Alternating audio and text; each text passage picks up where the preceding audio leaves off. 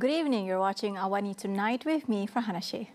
The government is seeking a gag order from the High Court to block public discussion about Datuk Seri Najib Razak's bid to enforce an addendum that could allow him to serve the rest of his prison sentence under house arrest.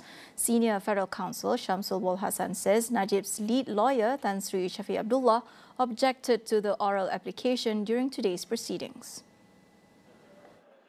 The High Court has acknowledged objections from Najib's legal team and directed the government to file a formal application for the gag order by January 20th, with Najib's lawyers given a week to respond.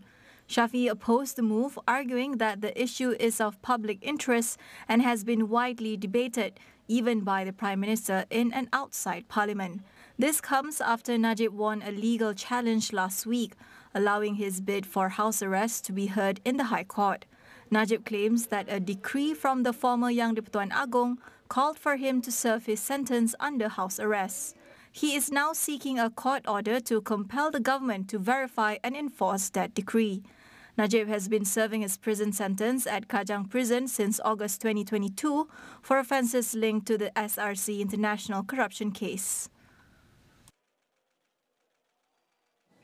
Meanwhile, Khairi Jamaluddin is facing a police investigation for defamation following his comments on a royal addendum related to Datuk Seri Najib Razak's house arrest. Inspector General of Police Tan Sri Razaruddin Hussein confirms that 2 police reports were lodged against the former Health Minister last Friday, prompting an investigation. Khairi had claimed via his Keluar Sekejap podcast that Datuk Seri Azalina Othman Said was complicit in hiding documents that could have allowed Najib to serve his sentence under house arrest. Azalina's political secretary has since filed a report saying the allegations were false and tarnished the image of the Law and Institutional Reform Minister. The investigation is being conducted under Section 500 of the Penal Code for criminal defamation and Section 233 of the Communications and Multimedia Act 1998 for spreading false information. Datuk Seri Anwar Ibrahim is on the second day of his 3-day official visit to the United Arab Emirates, aimed at strengthening bilateral relations and exploring new opportunities for collaboration in key sectors. Today, the Prime Minister met with UAE Sovereign Wealth Fund leaders, including from the Abu Dhabi Investment Authority and Mubadala and renewable energy giant Masdar. Later, he will travel to Dubai for talks with UAE Vice President Sheikh Mohammed bin Rashid Al Maktoum, focusing on renewable energy, AI and food security. The visit coincides with the Abu Dhabi Sustainability Week, where Anwar will participate in discussions on energy, trade and prosperity, aligned with Malaysia's ASEAN chairmanship theme for 2025. A key highlight is the signing of the Malaysia-UAE Comprehensive Economic Partnership Agreement, which aims to boost trade and investment. Malaysia's trade with the UAE reached 39.53 billion ringgit in 2024, making the UAE Malaysia's second-largest trading partner in the Middle East, while Malaysia ranks as the UAE's 4th-largest trading partner within ASEAN and 32nd globally. To break down today's key moments and what they mean for Malaysia's UAE ties, we turn to Irfan Faruqi in Abu Dhabi, who's been closely following the Prime Minister's visit. Thank you, colleague. Datuk Seri Anwar Ibrahim, the Prime Minister, concluded the first half of the second day official visit here in UAE, where he met with 3 big company here in UAE, namely the Abu Dhabi Investment Authority ADIA, Masdar, as well as Mubadala, in which these 3 companies holds a significant value of investment here in UAE as well as abroad, especially in Malaysia. There's not much have been disclosed about what have been discussed between both parties in the meetings, but at least Tengku Datuk Seri Zafrul Tunku Abdul Aziz, through his sharing on Facebook, has said that among others, the Prime Minister and ADIA has come to an agreement to realize a certain values of investment and committed to ensure, among others, the privatization of MAHP to be realized as soon as possible in the best manner as possible. And that's the first half of the day. And the second half of the day here in UAE, the Prime Minister, as we speak, is traveling from Abu Dhabi to Dubai to meet with his counterpart, Sheikh Mohammed Rashid Al Maktoum, which is the Prime Minister and the Vice President of the UAE, as well as the ruler of Dubai. And afterwards, the Prime Minister will come back here in Abu Dhabi to continue his working visit tomorrow in Abu Dhabi, where he will be attending the Abu Dhabi Sustainable Weeks, ADSW, and expected to deliver speech in a dialogue in the World Future Energy Summit, WFES, tomorrow. But I will bring all of this report in details through AstroAwani.com. In other news, the Malaysian Communications and Multimedia Commission has taken down 8,756 cyberbullying-related content in 2024. Deputy Communications Minister Teo Ni Ching says this is a significant jump compared to the year before, with the removal of 1,763 such content. She urged Malaysians to use the online space responsibly, emphasizing the shared duty to create a safer digital space. She also highlighted the Klik Dengan Bijak program, which promotes positive online behavior through interactive activities and games. MCMC has so far conducted 46 Klik Dengan Bijak programs, engaging over 17,000 participants in Pahang last year.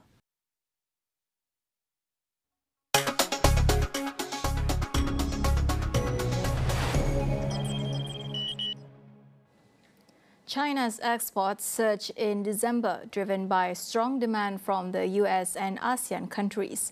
Much of the month's export growth was influenced by factories rushing to ship inventory overseas as businesses brace of higher tariffs expected to be imposed after US President-elect Donald Trump takes office next week. Exports rose 10.7% year-on-year in December, surpassing expectations of 7.3% growth, with strong performance from the US and ASEAN markets. With the yuan weakening, Chinese manufacturers were able to secure overseas buyers by offering lower prices. Despite this positive momentum, China's economy still faces challenges. The ongoing property crisis and weak consumer confidence remain major concerns. Trump has proposed hefty tariffs on Chinese goods, sparking fears of a renewed trade war between the two superpowers. Adding to the challenges, unresolved disputes with the European Union over tariffs of up to 45% on Chinese electric vehicles. We'll go for a quick break. Don't go anywhere.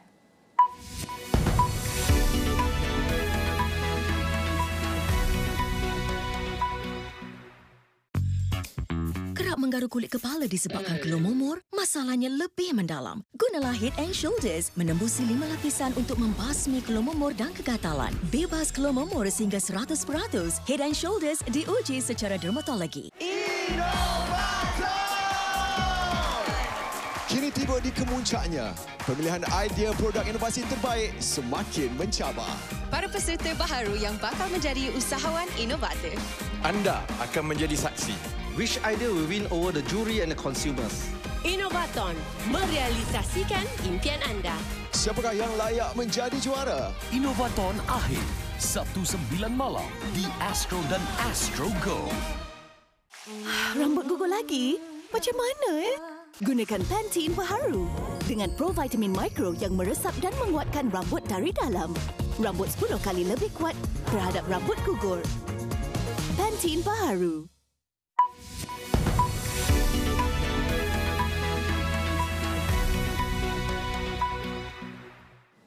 Welcome back. Authorities in Southern California have confirmed that at least 24 people are dead, with 16 still missing, as wildfires continue to rage across the region. The death toll is expected to rise, with victims found in the Palisades and Eaton fire zones. The Palisades fire, which has scorched over 23,000 acres, and the Eaton fire, burning more than 14,000 acres, remain largely uncontrollable, with just 13% and 27% containment respectively, making them a major concern. The risk of further fatalities is rising, particularly with strong winds expected over the next 48 hours. Looting remains a serious concern, with 29 arrests made in evacuation zones. Authorities also continue to crack down on criminals posing as firefighters. The financial cost of the fires is now estimated between $250 billion and $275 billion, making them some of the costliest in US history. Over 105,000 residents remain under mandatory evacuation orders, with 87,000 more on standby. Officials are warning of extreme conditions and are urging residents to stay alert.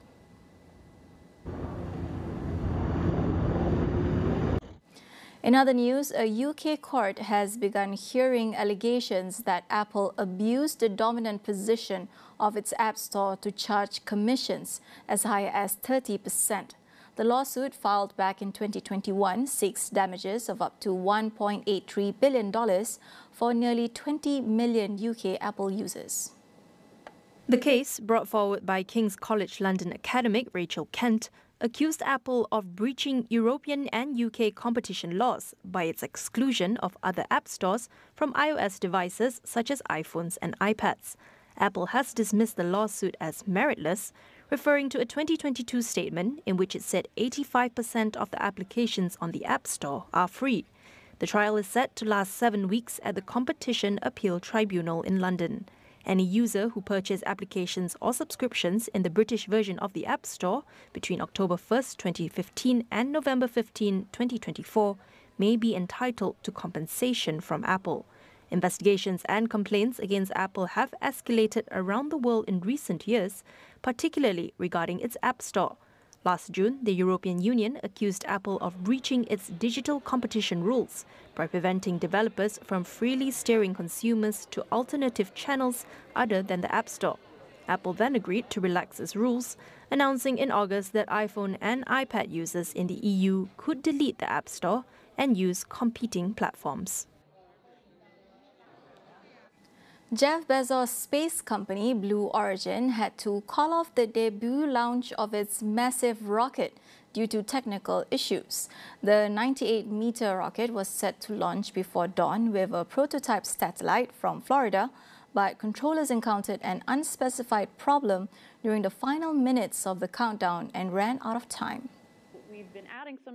The rocket, called New Glenn, is named after the first American to orbit Earth, John Glenn. It is 5 times taller than Blue Origin's New Shepard rocket that carries paying customers to the edge of space from Texas. This launch is significant for Bezos, who has been trailing fellow billionaire Elon Musk in the personal space race. While Blue Origin and Musk's SpaceX started around the same time, SpaceX has launched over 400 Falcon 9 rockets into orbit and is now testing its Starship rocket, which aims to send astronauts to the Moon and possibly Mars. In contrast, Blue Origin has yet to launch anything into orbit. Its New Shepard rocket has completed 27 successful missions into space, but not into orbit, as it lacks the power to do so. The New Glenn rocket, designed to go into orbit and potentially the Moon, marks Bezos' latest attempt to catch up with his space rival. In Russia's Yakutia region, dozens of runners braved freezing temperatures to take part in one of the world's most extreme running events, a marathon held at chilling -50 degrees Celsius. A dozen runners, wrapped up from head to foot against the cold, took on the 42-kilometer race, which is touted as the coldest marathons in the world. While running a marathon in ideal conditions is already a major challenge, the extreme cold added another level of difficulty. Runners were seen with their hair and eyelashes coated in snow, and they opted for hot water instead of cool drinks to stay hydrated. Замечательно, спокойно, бежишь. Никто не мешает? Да. Тишина. Природные красоты. Вот. Успеваете насладиться? Конечно, обязательно, обязательно. Это самое главное в забегах. Самое главное, что душевные люди здесь. Просто вот это больше всего радует. The race took place in Siberia's Oymyakon district, known as the world's pole of coal. This region holds the record for the lowest temperature ever recorded, which was negative 67.7 degrees Celsius in 1933.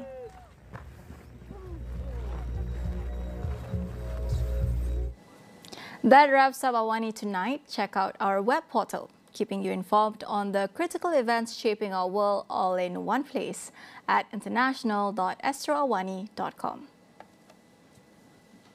That's all for now. I'm Farhana Sheikh. Thank you for watching and good night.